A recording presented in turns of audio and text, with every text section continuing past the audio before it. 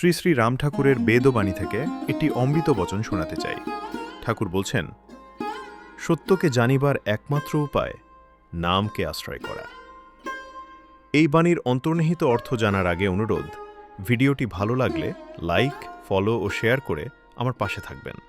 শ্রী শ্রী রাম ঠাকুরের বেদবাণী প্রথম খণ্ডের 14 নম্বর পত্রের এই উক্তিটির মূল ভাবার্থ হল, পরম সত্য বা ঈশ্বর মানুষের সাধারণ বুদ্ধি বা ইন্দ্রিয়লব্ধ জ্ঞানের অতীত। তাকে তর্কে বা বিচার দিয়ে পাওয়া যায় না। ঠাকুর এখানে নাম গুরুর দেওয়া মহামন্ত্র ও নামই ঈশ্বরকে অভিন্ন বলে উল্লেখ করেছেন। সাংসারিক মায়া, ভ্রম এবং মনের চঞ্চলতা ভেদ করে সেই অখণ্ড সত্যে পৌঁছানোর একমাত্র সহজ ও নিশ্চিত পথ হল নিরবচ্ছিন্নভাবে নাম জপ করা বা নামকে আশ্রয় করা। নামই সেই সেতু যা সাধককে অজ্ঞানের অন্ধকার থেকে পরম সত্যের আলোতে নিয়ে যায়।